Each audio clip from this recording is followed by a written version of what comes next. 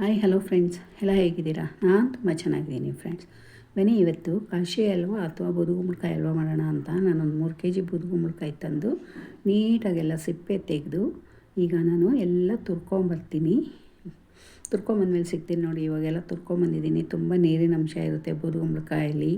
ಆ ಬೂದುಗುಂಬಳಕಾಯಿ ರಸ ಕುಡಿದ್ರೆ ಆರೋಗ್ಯಕ್ಕೆ ತುಂಬ ಒಳ್ಳೆಯದು.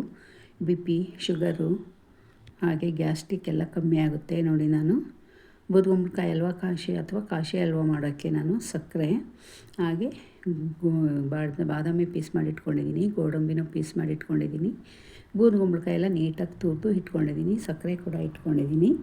ಬನ್ನಿ ಈಗ ನಾವು ಹೇಗೆ ಮಾಡೋದು ಅಂತ ನೋಡೋಣ. ಒಂದು ದಪ್ಪ ತಳದ ಪಾತ್ರೆ ಇಟ್ಕೊಳ್ಳಿ. ನಾನು ಕುಕ್ಕರ್ ಇಟ್ಕೊಂಡಿದ್ದೀನಿ. ನಿಮ್ಗೆ ಯಾವ ಪಾತ್ರೆ ಬೇಕೋ ಅದನ್ನು ಇಟ್ಕೊಳ್ಳಿ.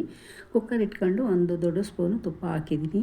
ತುಪ್ಪ ಸ್ವಲ್ಪ ಬಿಸಿ ಆಗ್ತಿದ್ದಂಗೆ ನಾವು ತುರಿದಿಟ್ಕೊಂಡಿರೋ ಬೂದುಗುಂಬಳಕಾಯಿನ ಆ ತುಪ್ಪದಲ್ಲಿ ಚೆನ್ನಾಗಿ ಬಾಡಿಸ್ಬೇಕು. ನೀರಿನ ಅಂಶ ಎಲ್ಲ ಹೋಗೋರು ಚೆನ್ನಾಗಿ ಬಾಡಿಸ್ಬೇಕು.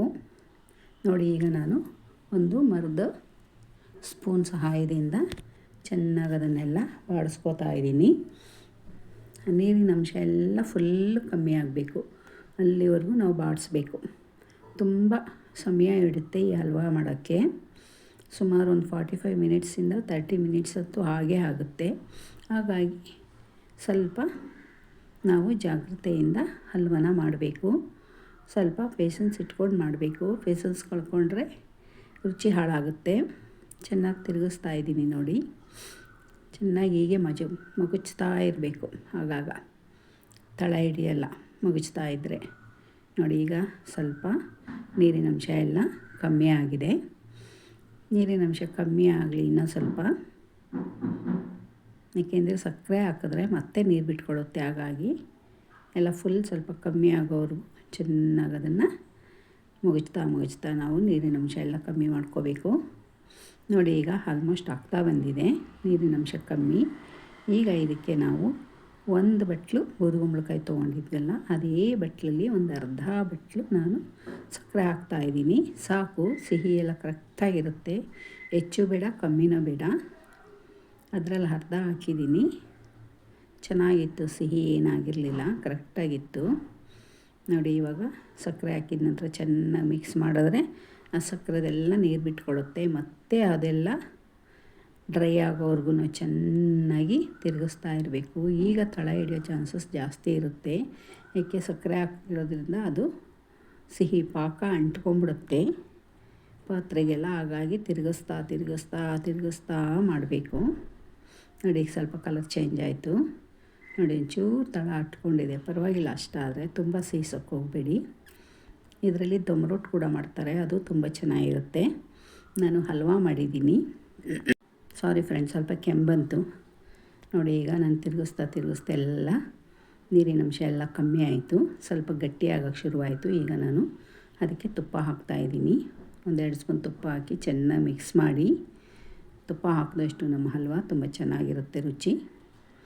ಮತ್ತು ತಳ ಹಿಡಿದಂಗೆ ನೀಟಾಗಿ ಬರುತ್ತೆ.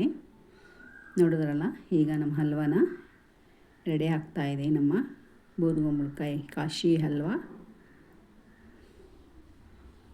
ತುಂಬ ರುಚಿಯಾಗಿತ್ತು. ನೀವು ಒಂದು ಸಲ ಮಾಡ್ಕೊಂಡು ನೋಡಿ.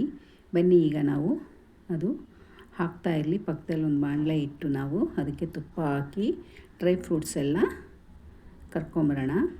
ಇಲ್ಲಿ ಸ್ವಲ್ಪ ತುಪ್ಪ ಹಾಕಿ ನಾನು ಗೋಡಂಬಿ ಹಾಕ್ತಾಯಿದ್ದೀನಿ. ಗೋಡಂಬಿ ಸ್ವಲ್ಪ ಕಲರ್ ಚೇಂಜ್ ಆಗ್ತಿದ್ದಂಗೆ ನೀವು ಇಲ್ಲಿ ಬೇಕಂದರೆ ದ್ರಾಕ್ಷಿ ಕೂಡ ಹಾಕ್ಕೊಳ್ಳಿ. ನಾನು ದ್ರಾಕ್ಷಿ ಹಾಕಿಲ್ಲ, ನೀವು ಬೇಕಂದರೆ ಹಾಕ್ಕೊಳ್ಳಿ. ಏಲಕ್ಕಿ ಕೂಡ ಹಾಕಿಲ್ಲ, ಏಲಕ್ಕಿನೂ ಬೇಕಂದ್ರೆ ಹಾಕ್ಕೊಳ್ಳಿ. ನೋಡಿ, ಇವಾಗ ಗೋಡಂಬಿ ಎಲ್ಲ ಆಯಿತು. ಕೆಳಗಡೆ ಇಟ್ಕೊಂಡು ಬಾದಾಮಿ ಹಾಕಿದ್ದೀನಿ, ಸೀದೋಗಬಾರ್ದು ಅಂತ.